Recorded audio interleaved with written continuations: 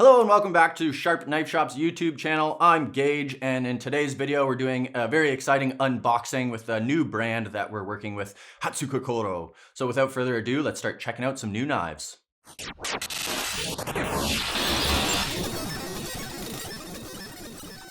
So you may have come across Hatsukokoro in your research already. They've been blowing up in all of the knife forums. A lot of shops are starting to carry their knives, and they make a really beautiful, beautiful product.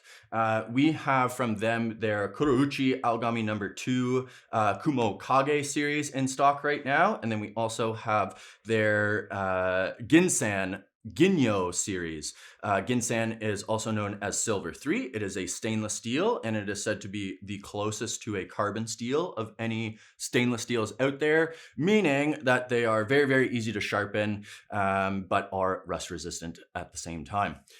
The Kumokage series is Algami 2, like we said, so also has an iron cladding on them. So these guys are very much not stainless steel and will require that you keep them dry and clean, or else they will rust. We'll start with the Kumokage because we have the most of those. I'll show you all the different shapes that we have and talk to you a little bit about the feel of the knives, and then we'll move on to the Ginyos. So starting with the Petty from the Kumokage series, 150 millimeters. Beautiful Damascus pattern on the beveling here, and then they come with this really nice forced patina. So like I said before, these are ironclad, which means that you're gonna have to keep them dry and clean, but having that forced patina on these guys is gonna make them a little bit easier to manage. You won't have to go through that, first month of being really, really cautious with them to avoid any rust. Normally you need to form that patina through use over a number of weeks or months, but it's done for you already on these guys, and it sure makes for a cool looking knife. We've had knives from this blacksmith in before. So these Kumokage knives are forged by Kajiwara-san, who works out of the Tosa region. We previously had his knives in stock under our Etetsu brand, the Kurouchi brand. Very, very popular lineup of knives, which we were very sad to see got discontinued, but we're very excited to have these back in stock. Jake and I were talking about these before we started shooting the video, and we were really interested to see how different a knife can look from the same blacksmith depending on who sharpened it and who did sort of the finishing work on them. So these differ a little bit from the Etetsu Kurouchi in that they are a little bit thicker at the spine and have a more sort of more of a workhorse knife, but they still have a really, really nice cutting feel to them, and they're quite a bit more robust, so you don't have to worry about them chipping nearly as much as the Etetsu Kurouchi series. They have that similar really cool oil slick Kurouchi finish on them. Something that we really liked about the Etetsu Kurouchi series was how cool the Kurouchi actually looked on them. You got those nice blue sort of greenish hues coming in, and then of course with that Damascus pattern in the beveling, they look super, super beautiful. So I've been showing you the Nakiri. We've got another 4 shapes to show you here, those being the Santoku and Bunka, both at 180 millimeters. Santoku's got a little bit more blade height to it, but of course the Bunka is one of my favorite knives. It's got that really cool reverse tanto or K-tip on it. And then we've got 210 and 240 Gyutos in stock from them as well.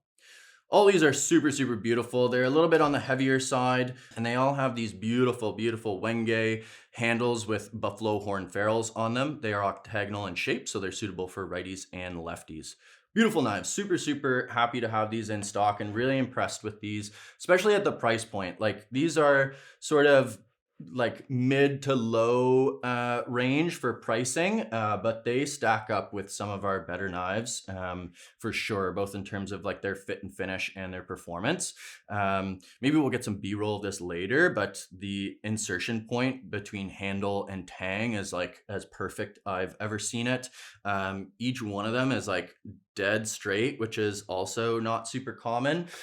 So yeah, very, very impressed with these guys. The Hatsukokoro Kumokage series. Moving on to the Ginyo series. So these guys are forged by a blacksmith named Yoshihiro Yaoji. Another young smith that's been getting a lot of attention lately, and for very good reason. He's making beautiful, beautiful stuff. He makes a very wide range of knives as well. You may have seen his single beveled, like laser thin knives. I have never seen such a thin single beveled knife before. The Ginyo series though is all double beveled, and they are made from Ginsan, which is a stainless steel. And like I said at the beginning of the video, really, really easy sharpening on these guys.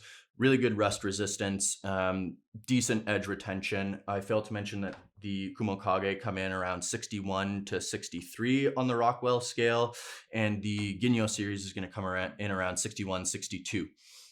So again, really, really beautiful handles on them. Same handles as we have on the Kumokage series. Wenge with buffalo horn ferrule, octagonal in shape, so suitable for righties and lefties. And they have this really beautiful Damascus cladding on them as well. This petty knife is super cool. It could also be described as like a 150 Gyuto almost. It's got a nice sweeping profile to it, and really, really nice blade height on it for a petty knife. So if you're looking for something that's kind of like halfway between a chef's knife and a petty knife, this guy's a wicked option. We also have from them a 180 Santoku, a 210 and 240 millimeter Gyuto. I was very smitten by these knives when they first came in. Again, fit and finish on these guys is unreal. Tang, handle, insertion point is like near perfect. Every single one of these is like dead straight. They've got a really beautifully sanded choil, sanded down spine, so really comfortable in the hand. And then we've talked about the handle already, but really beautiful, super nice feel in the hand. A little bit on the chunky side. So if you like something, you know, you got big mitts and you like a larger handle, these guys are right up your alley. The other thing that I love about these knives is the edge geometry on them. Really, really beautiful, sort of convex edge geometry to them. So they will not give you too many problems in terms of chipping and stuff like that. So if you're looking for something a little bit more robust, these guys are probably going to be right up your alley. Hard to get across in the video, but they do have a slight like sushime finish on them as well. So very, very like subtle little hammer marks on the body of the knife here, which looks really, really cool. And then the kanji is hand done as well, which is always really nice to see. You can see like where he's making like his little hammer marks when he's doing his kanji, and yeah, they look really beautiful. So there you have it, guys. Unboxing of the Hatsukokoro Ginyo series and Kumokage series. We have lots more coming in from them, like I said. So we are going to do like a larger format intro to Hatsukokoro when we have more of their knives in stock.